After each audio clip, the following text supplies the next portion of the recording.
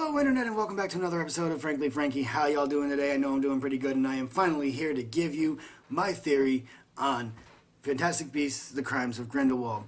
Now before I get into this, I just want to say I know it's a day late, so lay off. It's the holiday season. It is Christmas time, as you can tell by my hat. I got sidetracked doing other stuff yesterday, and so I couldn't get around to filming and editing and uploading this video, unfortunately, because it took me most of the day to do things I had to do.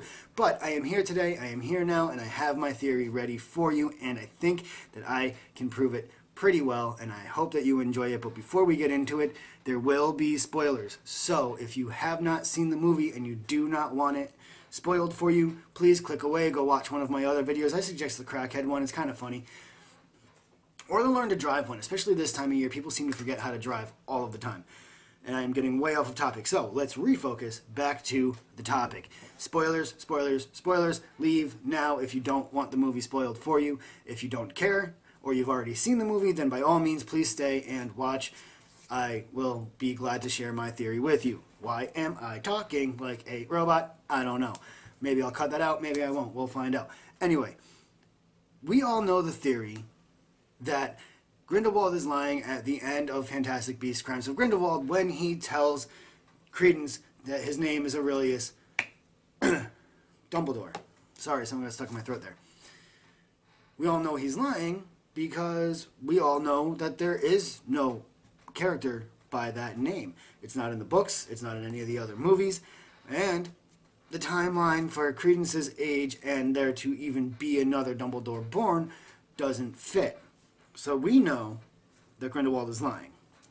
And we know that he is lying because he wants Credence to fight Albus Dumbledore for him. Because due to the blood pact, he cannot fight Dumbledore. We all know this already. This is a theory that had came out as soon as the movie came out, almost like the next day. The internet was plastered with this theory of Grindlewald is lying, Grindlewald is lying. The only problem being is that the other option for Credence is to be Corbin Lestrange. But we find out, thanks to Lita Lestrange, that Corbin Lestrange died as a baby. He drowned when the boat that they were on hit a reef and sank because Lita had switched Corbin with another baby. And that baby unfortunately drowned. That didn't happen at all, or at least not to that extent. Yeah, they were on the boat. Yeah, I'm sure the boat sank, but I think that as far as the baby dying and it being Lita's brother, I think Grindelwald implanted that memory into Lita Lestrange. How can you do that, you say? Well, I have some proof right here that says that that could be what happened. Because in Harry Potter and the Half-Blood Prince, boom, we see two cases of this happening. The first one, I lost my place. So the ministry called upon Morphin. They did not need to question him to use veritaserum or legitimacy. He admitted to the murder on the spot, giving details only the murderer would know. He was proud, he said, having killed the Muggles and had been awaiting his chance all of these years. He handed over his wand, which proved at once to have been used to kill the Riddles, and permitted himself to be taken to Azkaban without a fight. So Voldemort stole Morphin's wand and used it, said Harry, sitting up straight. That's right, said Dumbledore. We have no memories to show us this, but I think we can be fairly sure what happened. Voldemort stupefied his uncle, took his wand, proceeded across the valley to the big house over the way, where he murdered the Muggle man who had abandoned his witch mother, and for good measure, his Muggle grandparents, thus obliterating the entire unworthy Riddle line and revenging himself upon the father who never wanted him. He returned to the Gaunt Hovel, performed a complex bit of magic to implant a false memory into Morphin, and Morphin never realized he hadn't done it? Never, said Dumbledore. He gave, as I say, a full and boastful confession. But he had the real memory in him all this time. Yes, but it took a great deal of skilled legitimacy to coax it out of him, said Dumbledore. That's example one, where we see Voldemort not only frame his uncle, but make his uncle remember doing it even though he never had.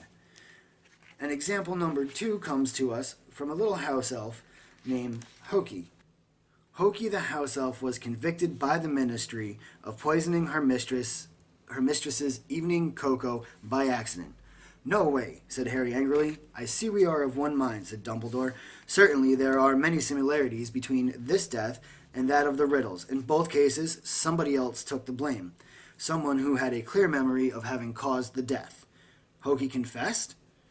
"She remembered putting something in her mistress's cocoa that turned out not to be sugar, but a lethal and little-known poison," said Dumbledore. "It was concluded that she had not meant to do it, but being so old and confused, Voldemort modified her memory, just like he did with Morphin." "Yes, that is my conclusion too," said Dumbledore. "And just as with Morphin, the Ministry was predisposed to suspect Hoki." There you go. Example number 2 of Voldemort implanting a false memory in somebody else to take the blame for something he did.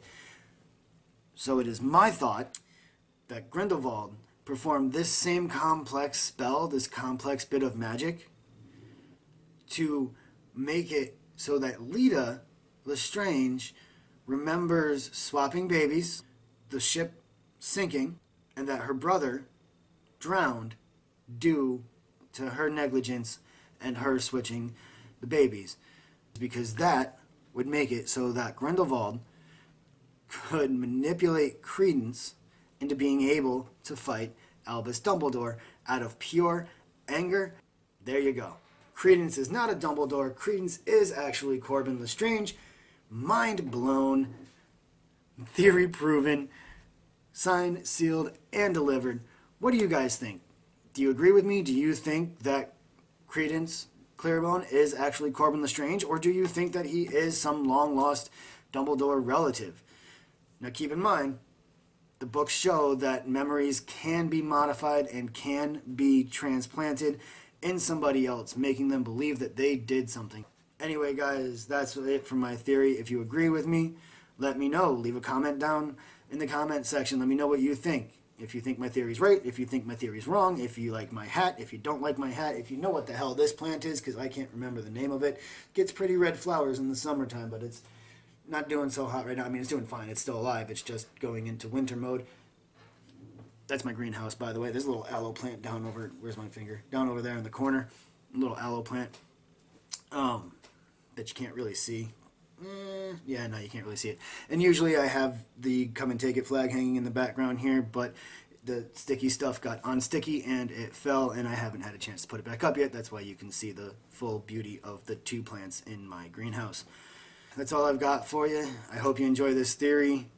I think it's a pretty good theory, and I think it's pretty solid. There's proof in the book that it has been done before. There's no reason Grindelwald couldn't have done it. So, until next time, guys, let's get weird. I really got to get better at these sign-offs.